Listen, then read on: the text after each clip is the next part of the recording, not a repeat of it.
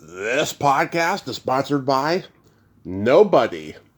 Hey dudes, welcome to Splat from the Past, the only 80s themed horror and sci-fi show where things can get totally radical. I am so excited for today's show because finally, after years of trying, I have one of the girls in the band, Betty, coming on. Y'all remember Betty? They did those categorical songs for the classic children's programming HBO sketch comedy series Encyclopedia, celebrating its 35th anniversary. I will be talking to Elizabeth Ziff. She's the one with the red curly hair, and we're going to be talking about the journey, that show. They also did the theme song, one of the theme songs to HBO's Real Sex, and they performed in the Michael J. Fox and Cyndi Lauper movie Life with Mikey. And she had a few acting roles as well. She was in the It's Pat movie. She was in the Out of Towners remake with Steve Martin and Goldie Hawn. And she was an executive producer. And Betty performed the title song of The L Word on Showtime years ago. And it's going to be a great conversation. They have a new album out. She sent me one of the song samples, which was great. And I can't tell you how excited I am. It's going to be a fabulous, fabulous time. So yeah, here is my interview with Elizabeth Ziff.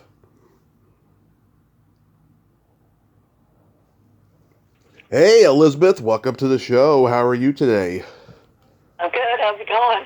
I am fabulous. I can't tell you what a great honor this is. Thank you so much for taking the time today. Of course. So, going back in time, what age did you start gravitating toward music? Probably in utero. Utero. Yep. I'd never gotten that answer before. What exactly is utero? Utero? It's Yeah. when you're an embryo inside of your mom. Got it. Remember that Nirvana album, In Utero? Yes. There you go. I just never looked up the word for some reason. Wow, in utero. Yeah, were your parents musically inclined? My dad was. My mom was tone deaf.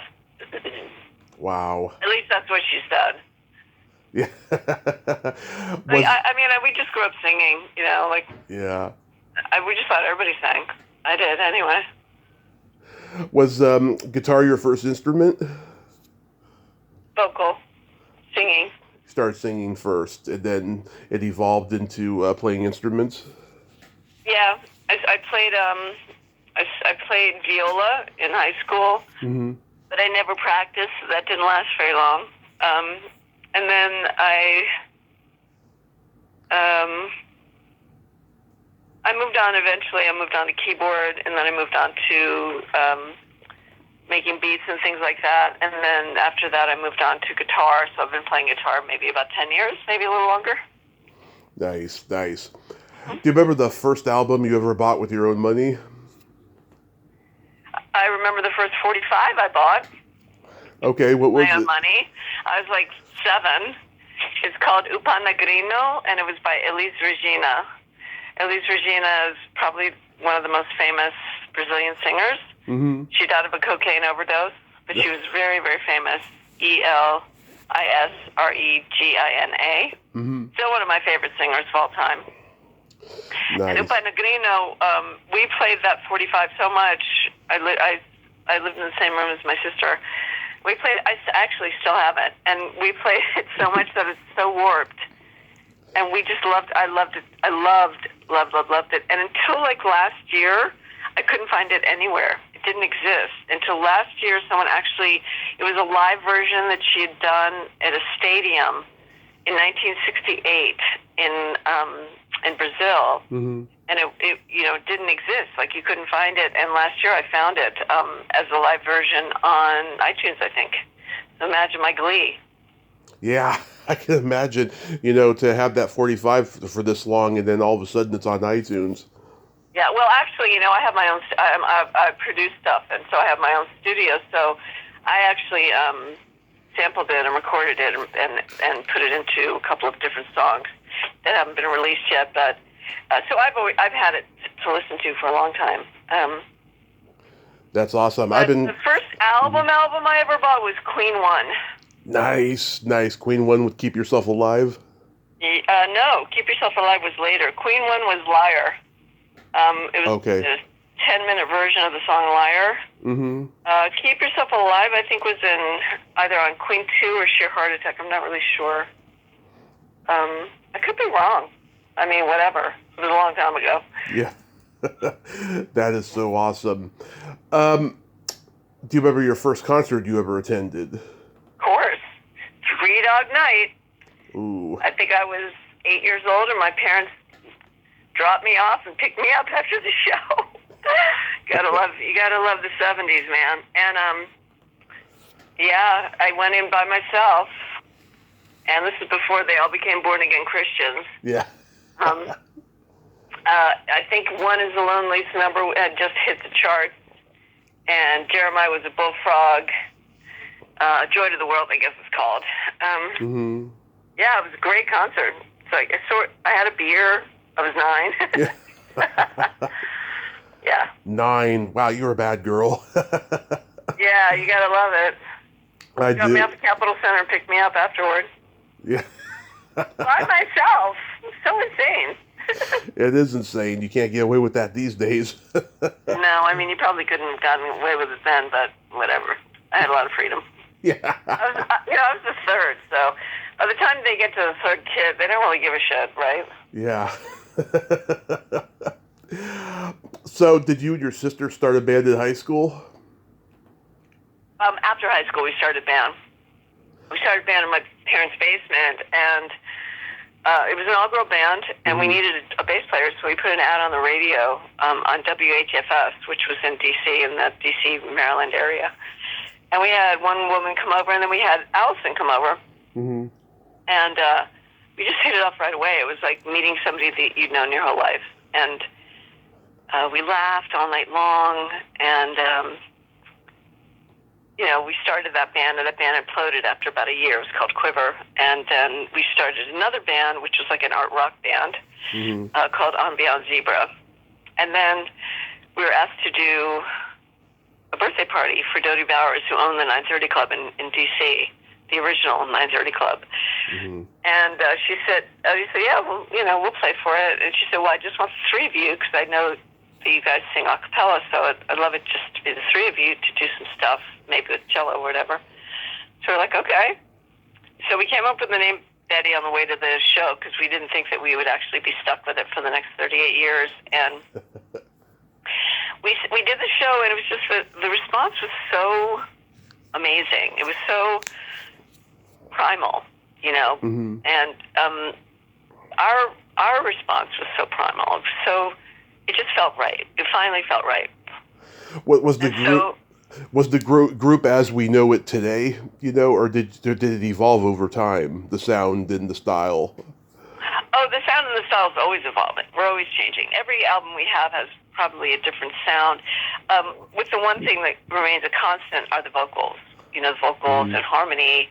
But our new album that's coming out, Eat, was produced by Jason Carmer, who we knew back in the early 80s, before Betty, in D.C. And he was in a band called 935, so he's a very, very cool guy. And then he moved out to San Francisco, and he ended up becoming a pretty big producer, doing, Third Eye Blind and the Donnas and a whole bunch of other people. Mm-hmm. And we've remained friends over the years. And then I called him and I said, listen, we want to do an album that's going to hit the mainstream a little bit more. Yeah. And he said, yeah, let's do it. And we went back to our roots, which is like electronica and acoustic, and it just was such a joyous experience, and it's turned out to be really great. We're really psyched about this album coming out on the 22nd of September. So, yeah, I listened to that song you sent me a little while ago and stuff. I was like, wow, this is pretty good. Yeah, it's good, right? It's really good. Yeah. Yeah, the whole album is really good.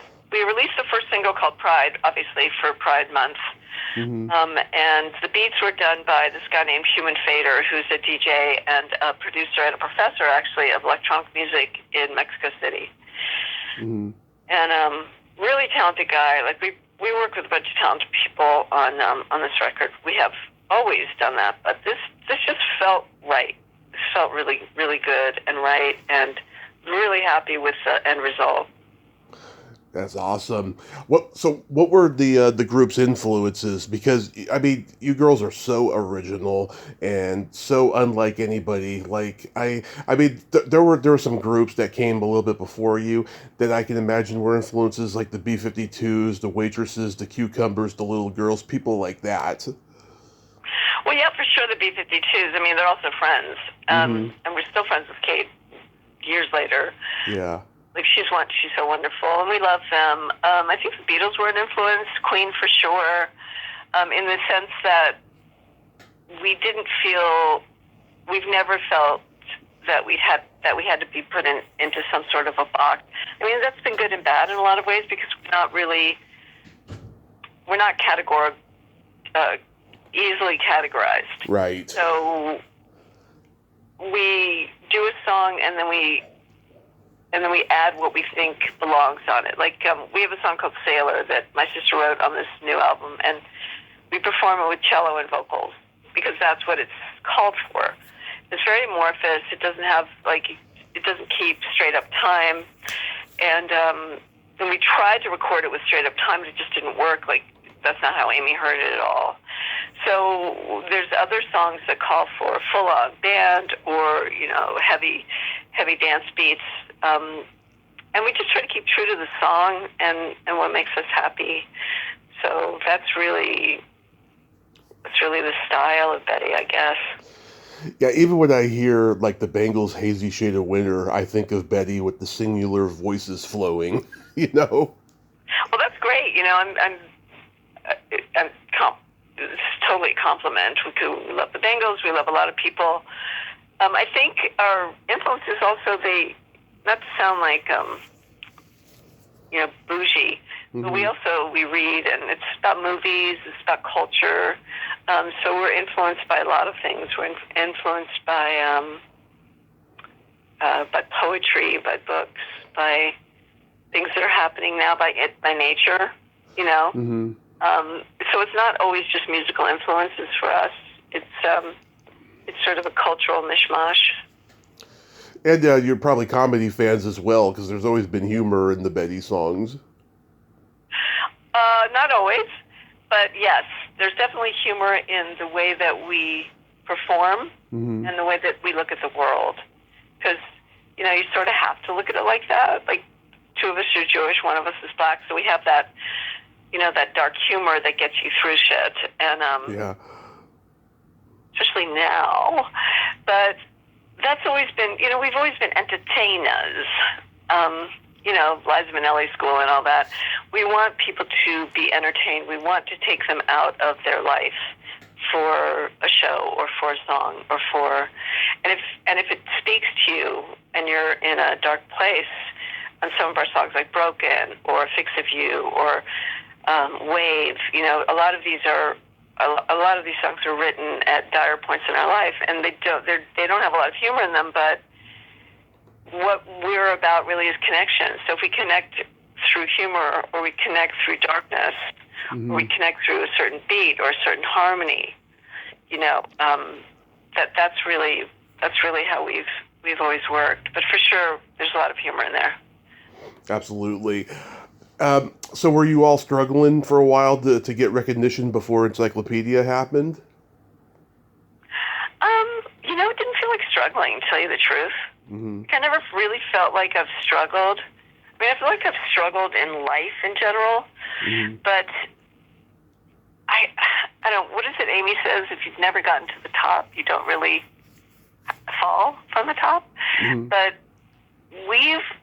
I think it's because the three of us are good friends and we're family, that it's never felt like a huge struggle to us. Obviously, money situations happen, and getting records out there and getting recognition and things like that. But as far as feeling like I've had a life of struggle, I don't really feel that way. I feel that we've had obstacles for sure. I feel being women, especially in the early 80s in music, that was definitely an obstacle. I feel being a sound person as a woman has been an obstacle. Being a producer, being an engineer, but being a woman is an obstacle, actually, and has been in our culture and society. But I've always felt supported, not just by Amy and Allison, but by our community, which has always been a great community of musicians, of artists, of friends, of actors. We've just been lucky because we've surrounded ourselves by people who believe in us and hold us up, and we hold them up. So the struggle itself hasn't felt as real as I think it would feel for me if I had just been doing this on my own for years. I'm not sure I'd be able to still have stayed in the music industry if I had been doing a solo career. Yeah. How did the Encyclopedia come about for Betty? Well, we were living in D.C. at the time still, and we were playing in a lot of different places, especially in the Midwest and on the Eastern Seaboard and the East Coast. And we were playing in New York a lot. And we were playing in a place called the Bottom Line, which was very cool venue. And we were opening for I forgot his name. Anyway, and HBO and Children's Television Workshop, who does and did Sesame Street, they were doing HBO reached out to CTW because they were, at the time, HBO, it was early days, and they were doing a lot of porn. That's really what they started with. Yeah. Not hardcore, but, late night. Yeah, erotica. Yeah, exactly. And so they wanted to expand their horizons, and they wanted to do a children's show. So they reached out to Children's Television Workshop, said, we want to do a show together in conjunction with you, and we want to put it on HBO, and we want to get more of a family vibe than what we have now, because we want to do other programming. So they did a show. They started a show called Encyclopedia, and Encyclopedia was really nuts. It was a really crazy show, sort of in the genre, not quite as brilliant as Pee-wee Herman, Pee-wee's Playhouse. That sort of vibe where it really appealed to older people, especially like gay older people, queer older people, like weirdos, and young kids, because it was done in this very arch way. And Ethel Eichenberger was on it, one of the first trans people on television, and Faith Prince, who went on to become a big Broadway star. I've talked to Jim. I've talked to Jim Fife and Carol Schindler. They're great people. Yeah, they're all wonderful, and everybody who was on the show was just a little bit of a weirdo. And so they came to see, I forgot who it was, at Bottom Line, and we opened for him. Yeah. And we had a song called "Go Ahead and Split, Mr. Maybe Man," where Amy basically does, in the middle of the song, she does a definition of what an amoeba is. And that was exactly what they wanted. They were looking for that kind of thing to have definitions where we would have a song, we'd write a song about a certain word and define it within the confines of the song. And so it really spoke to them. So they asked us to come up and come back to New York and audition for the show. And, we were all young and full of ourselves and stuff like that. We're like, sure, no problem. And I had never acted. I'd never been in acting, but Amy and Allison both came from that world. So they were okay with auditioning and things like that. I was terrified. And so we practiced this song on the train all the way up. And it was, they wanted us to describe oxygen. So oxygen, argon, helium, that kind of thing. And so we wrote this cool song, and we went to perform it, and we went up to the top of the HBL building on 6th Avenue, where there's a theater. And there was like 5 or 6 really big wigs sitting there. And they said, okay, do your song, basically. Like, come on, kid, show us what you got. And we sang the song, and I freaked out and sort of blacked out. I just saw black because I was, I was like 18 or whatever. And I'd never auditioned for anything in my life. And But I did keep going. I kept saying the same word over and over, Noxygen, Noxygen, Noxygen, so they could work around me, and the show must go on. And then we got the part. And so we ended up coming to New York and recording 27 songs in 3 weeks. And not only recording them, we recorded them with Hal Wilner and Michael Blair, who ended up being a drummer on a lot of it. And then we filmed it also within those 3 weeks. So it was an insane amount of work, but really, really fun, really creative. And it just turned into this big thing. And we still have people that come up to us on the street and say that they saw us in Encyclopedia. Or when we met Pearl Jam, the drummer, I forgot his name, he was like, oh yeah, we used to get stoned and watch you guys. And which is sort of the same thing I said to Pee Wee Herman. And so that's how that happened. And then we moved to New York very quickly after that.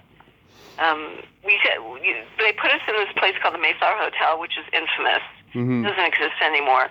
But, people like Sinead O'Connor hung out there. The bar was crazy. If you went down to the bars like Billy D. Williams, Sinead O'Connor,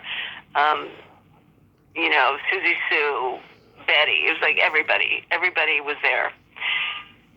So it was a really fun and interesting time in New York. So the end of the 80s, beginning of the 90s, and it was, new wave and punk rock, and it was just a really fun time to be here. And we moved up, and we just started doing music and started touring.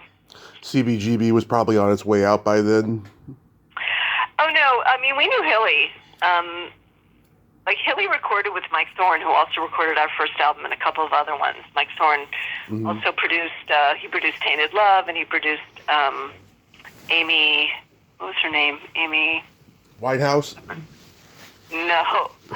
No. Amy Mann. And, he did None Said Smuck Rock with Nina Hagen. He just did a lot of things. He was one of the engineers for Nevermind the Bollocks. And he's still a friend. And so we played at CBGB's, too.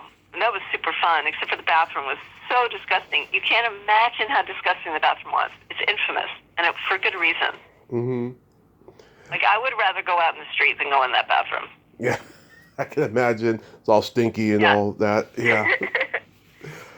I watched Encyclopedia every morning before school during my elementary years, and even for 20 years after the show was over, I would still see it occasionally on HBO. I mean, I love the silly humor and learning things and seeing the three of you. I mean, the show still holds up. There was never a show like it before for kids, and there still hasn't been. It actually does hold up. It really, really does. Yeah. The only place you can see our part of it is on our YouTube channel. So if you go to Betty Verse, VERSE, where you can go to our website at hellobetty.com, and it'll show you how to get there. But we have all 25 letters on there, and it's really fun and funny to watch because we're such babies, Yeah. So we got away with a lot. Oh yeah. Did they let you choose the topics of what songs you were going to sing about? No, actually, they gave us the words, and then we just did it. Yeah, we didn't choose the words. They gave it to us, which I think is better because there was, it would have been very difficult to choose the right word, and they had, they have a track record of working with kids, especially CTW. Yeah. What were your favorite songs that you got to do? I think Bones is a classic. Yes. Great sequence, too. Hilarious. Yeah. I like Nerves just because we all sing cross-eyed in it, and it reminds me of Sweet Honey in the Rock. Gosh, I haven't watched them in a while, but we put Bones on our Instagram, and we got so many hits.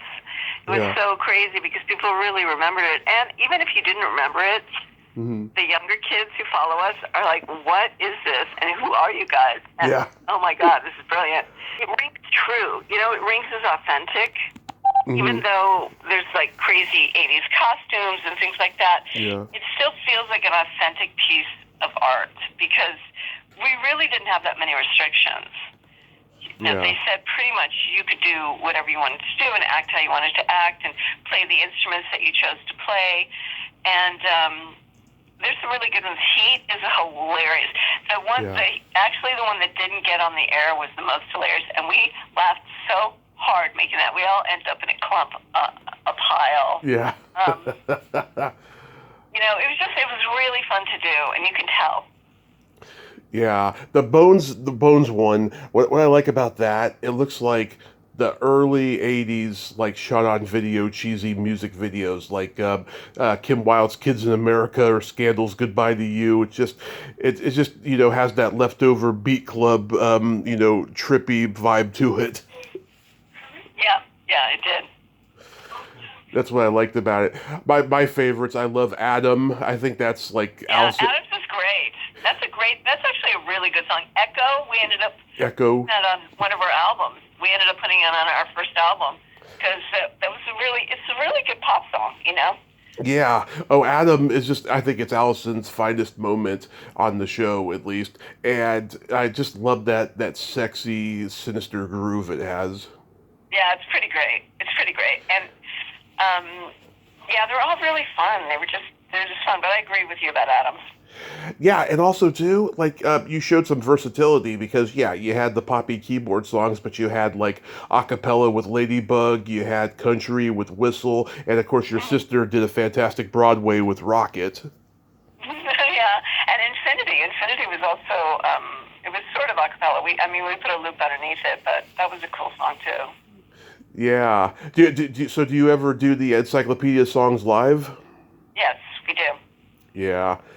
I mean, with a cult following from that, you kind of have to. We do, but we don't do it that often, but when we do it, people freak out. Yeah. I love the closing song, Look It Up, ooh, look it up. Wow, you're a fan. Oh, yeah. Huge fan. Your singing on Sugar Attack is also great. That was pretty great, right? Yeah. And also, too, I love it. The camera would focus on you a lot, and you just had this mischievous smile on your face like you were up to no good. Well, I usually am up to no good. Yeah. Still, to this day. Yeah. So then after that, you do one of the theme songs to Real Sex. Was that like HBO's way of making it up to you for canceling Encyclopedia? No, we're one of the few people that has ever retained our copyright, our publishing. Mm-hmm. That's because of Nancy Rose, who's a great lawyer. And so that was a big thing. Like, we had no idea, but she said, no, keep your publishing. I'm going to get you to keep your publishing. So years later, we're still getting, residuals. Now we're not because it's not on the air, but no, they just liked us. And we ended up working with Sheila Nevins, yeah. Sheila Nevins, who went on to unbelievable fame with documentaries. Oh, yeah. She really cracked the code with documentaries for HBO. She's one of the originators of really bringing so much to the American public through the documentary series on HBO. But she did a series before that, which was sort of, it sort of is a documentary too. It was called Real Sex, and it was pretty much the opposite of a children's show. But we did songs for that, and we composed some stuff for it, and we did the theme song. That was super fun. Oh yeah, I'd watched that show when my parents were asleep. That's where my love and education for kink and fetish, was formed. There you go. Yeah, I have a vague recollection of you three appearing on USA Up All Night in the 90s. Were you guest hosting? Yeah, we guest hosted when, I think, what's his name? He just passed away. Gilbert Gottfried. Yeah, Gilbert Gottfried. He was funny. Yeah. We were on the show with him a couple times, and then we hosted when he wasn't there. Good guy. Yeah, do you remember the movies that you were showing? I have zero recollection. I barely remember last week. Yeah. Because I watched... Do you remember? No, because I watched USA Up All Night every weekend for like 7 years. That's where my love for B-movies started, Okay. And Rhonda Shear, I got to interview her a couple of years ago. That was just a trip for me. I mean, I was Oh, still, wow. I may be 41 now, but I'm still a kid in many ways. It's like, I was starstruck the whole time. Yeah, join the crowd. I'm a kid too. Yeah, I couldn't find any footage on YouTube. That's why I had to ask. How did Life with Mikey come to you? we we did a 2-month run in a little theater in Toronto in the 90s, and run by this really wonderful guy who just like believed in us. Mm-hmm. And the hotel that we were staying at was a Sutton Place, and we met somebody there who was just turned out to be great. She's like this great woman, and she's a producer, blah blah blah. And she was producing. She just produced a friend of ours, Kathy and Jimmy, in Sister Act. Oh yeah, she's great. Yeah, and so Kathy's the one that actually got us together. She said, "Oh, well, Terry Schwartz is up there, and you need to meet her." So we met her, and she loved what we did, and she came to our show a bunch of times. We just ended up being really good friends. And then she produced Live with Mikey. So she asked us to get together with Mark Shaman, and mm-hmm. He was the guy that was producing all the music, and Tony Award winner. And so we did some stuff with him, and then they actually put us in it singing, but we're on the soundtrack as well. Did you get to interact with Cyndi Lauper? No, but we know her. She came and sang with us one time on stage, and her guitar player Alex Nolan plays with us as well. And she's great. She came up and sang Windy with us and changed it to Cindy. So that was fun. She's great. She's the best. I don't think we interacted with her on the film. We were only there for like one day. How about Michael J. Fox? No. I don't. Like I'm saying, you're asking me questions about like 20 years ago, which I have zero recollection. Like, I could have slept with a guy and I wouldn't remember it. Yeah. But I doubt that happened. But he was a nice guy. That everybody knew. You've acted in some movies. The It's Pat movie. Oh yeah, we always play like prostitutes or waitresses. Yeah. Yeah. Yeah. That was fun, and Julia Sweeney's great. We love her. Yeah. Oh my God, she's so talented and funny. Yeah, she went through hell with that movie. From what I've heard, Yeah. 20th Century Fox sold it to Disney, and then Lord Michaels refused to produce it. There was all this shit. Quentin Tarantino did some rewriting. Yeah, she went through hell with it, but it's a very funny and underrated movie. Yeah. You were a shoplifter in the Out of Towners remake. True that. Me and Alice did both. Yeah, that's got to be a huge highlight to be in a movie that Steve Martin and Goldie Hawn was in. Yeah, well, Goldie Hawn was a friend. So that was fun. That was like another moment. Like if you blink, you miss us. Yeah. Then you girls had your own off-Broadway show, Betty Rules. Yeah, Michael Greif directed it. It was beautiful. We did it for, I think, almost a year off-Broadway, and then we did it, before that we had done it in San Francisco, and then we did it, before that, we did it at Wellesley for Stage and Screen or something like that. And we did it at West Bath, and then we ended up doing it for theater off-Broadway, and it was wonderful. It was so much work. Actually, I had a lot of disdain for actors before I did that show, and then afterward I had a lot more respect. Like, I had a lot of respect especially for people on the Broadway, because, it's just a week. Jesus Christ. Yeah. You literally have no life. You have no life, especially if you want to be able to sing. Mm-hmm. And, yeah, that was wonderful, and Michael Greif was so great to work with, and he's a genius. And that was fun. That was a really... The thing about plays, though, it takes 4 years to get it done. Yeah. So it's a long, long process, and it's very expensive. But we met a lot of great people through. We met Mandy Greenfield, who ended up being a really great producer after that, and we met Jess Jenin, who's also a big producer now. We met Nicholas Nogler, who's a wonderful friend and also a producer and a philanthropist. Mm-hmm. We're still good friends with Michael. We met so many people through Betty Rules. Kevin Adams, who went on to be a big Broadway lighting designer, and as well as opera. He won bunch of Tonys, and he's still a good friend. So lots of great people worked on that show. Yeah, I know a couple of the Go-Go's, and they had their Broadway show years ago. Now all these like local schools are starting to do it, and they're starting to like ask them to come and like be like a guest, speaker and for the introduction or whatever and that and stuff. I think that's great, that girl bands are starting to do their own musical, memoirs and stuff. Right. Well, you're ahead of our time, my friend. Yeah. Yeah, me too. I'm happy to see a lot more women playing music and getting accolades for it. It's great. That's always been a part of our credo. If we were playing someplace and we had the opportunity to have somebody open for us and give them an opportunity, we always chose women. Mm-hmm. And we still do. Somebody to introduce to our audience, and somebody who we think is talented, even though they might not have a big name, and then they go on to have a big name.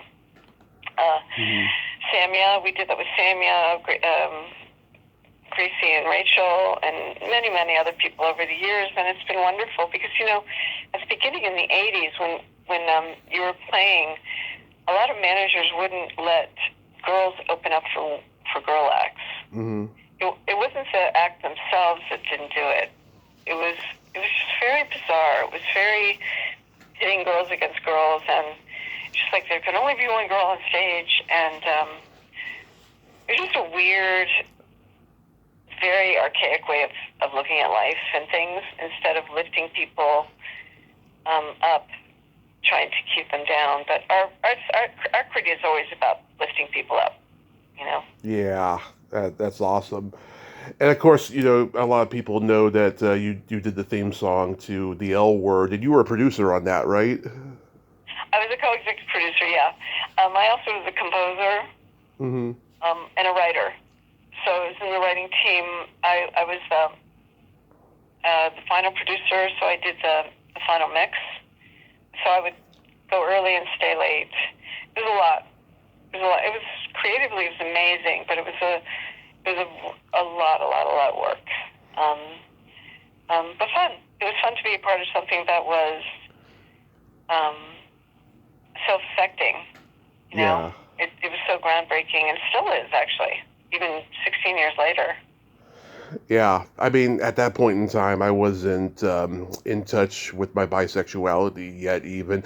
But I always loved Jennifer Beals from Flashdance, and the fact that she was playing a lesbian was a huge fantasy for my shallow male fantasies at that point in time. I was 21. Everybody. Yeah. Not the Pam Grier. Pam Grier's always been great, and Pam Grier. Oh God, she's awesome. Yeah, she is. I mean, I thought that was cool and stuff, and yeah, I mean, people still, that's one of the most listened to things on our Spotify. Our Spotify, if you find Betty on Spotify, you just put Betty the L Word theme, and that'll come up, and follow us, because it's fun. All of our music's up there now. That's so awesome. Yeah, I'm on Spotify. I listen to all my podcasts on there. So this new album, like, how long did it take to write and put together? Was it this started like as a pandemic project? Well, sort of, but we'd written songs and performed them for years before we decided to record them. There's a couple of new songs on it. Flow is a new song. That's going to be the next single. But we don't do things like normal people. Like, we're going to write a record and then record it. We just sort of write songs, and then down the line, maybe 5 or 6 years later, we'll record it when we have time and money. And so it was sort of a pandemic project for some of the songs. Mm-hmm. It was written during the pandemic. And what else was? I Do was written during the pandemic. And a couple of others. But it just sort of came together when we decided to do it as a piece with Jason Carmer to produce it. Mm-hmm. Morphing into a sound. Yeah, that song you sent me was very techno. Like, was techno something you girls wanted to do for a while, and that you decided to Well, do we it? started out with techno. I mean, we Oh, started okay. out with that, and that's something that we've always incorporated techno beats or whatever into it. That's more of a dance tune, Hmm. but a lot of it has techno aspects. But we've always incorporated it with acoustic stuff and with harmonies, so it doesn't feel robotic. It feels human. Hmm. I didn't even realize that you had started out with techno, and so this is kind of like going back to the roots. 100%. Yeah. 100%. Like we started out, I had a MC500, which was a sequencer, a Roland D50, which is a keyboard. Hmm. I had an S550, which was a sampler, and at the time it cost $5,000, and it sampled 1.2 seconds. That was it. Hmm. Um, and so we started out with it, and we had an 808 drum machine. And then we had Alison play bass, and I played keyboard, Amy played cello, and we always sang. We didn't use all that stuff, for every song, but we did utilize it, and it was a part of our sound. It was a very. If you go to our first album, you hear it. You can hear it. Hmm. Hear the techno stuff, and that's one of the reasons that we wanted to go with Jason, because he remembered us from then and wanted to. He wanted to give a nod to our beginnings and then bring it into contemporary sound as well. I generally have a love-hate relationship with techno because when I was growing up, my brother's room was next to mine, so he had this giant stereo woofer, and he got into techno, and just frickin' I'd be in bed sleeping, and then I'd be woken up to that fucking bass, boom, boom, boom, and just it would drive me crazy. But like, I mean, I didn't feel that, listening to this song that you sent me. But like, yeah, I mean, I generally have a love-hate relationship with techno. But like, that's cool though that you're going back to the roots. Right.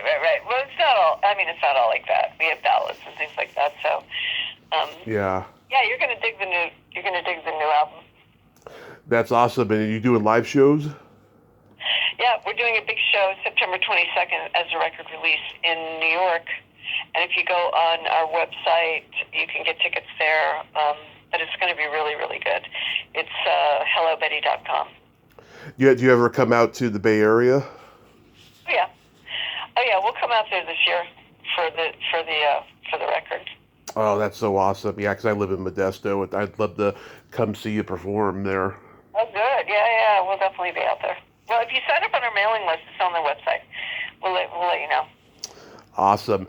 Real quick, we got to play my secret silly game. This is a series of silly slumber party questions. It's no win or lose, it's just pure fun. Okay. And how the game works is I ask you the question, you answer it, and then you ask me that exact same question and I answer it. And feel free to comment on the answers because they might be funny. Okay, I hope I get a prize. Elizabeth, are you ticklish? Yes. Are you ticklish? Yes, but if you tickled me without warning, I might hit you in the groin. Fair enough. Is your belly button an innie or an outie? Any? Is yours? Yes, it is also an innie. What color are your toenails painted? Red. The color Nice. you're painted. They're clear color coded. All right. Yeah, I usually like to go bright colors and stuff, but I've been lazy lately. Yeah. What would you say is your best personality trait? My sense of humor. You do have a great Yes. sense of humor. And then for Right. and then for me, I have empathy and I have no filter. Yeah, good for you. Yep, I'm a Gemini. What can I say? There you go. If you could have anything named after you, what would it be? Candy. Maybe your nickname Bitsy, Bitsy Candy. No, my nickname died 30 years ago. Nobody dares call me that again. Oh yeah, where'd that name come from? My parents. Oh, I weighed 5 pounds when I was born, and my name is Elizabeth. And so they thought it was too little for that big name. Wow, I was 7 pounds when I was born, and I'm a big guy now. Yeah. um, and then my favorite question, is there a stinky smell that just makes you gag?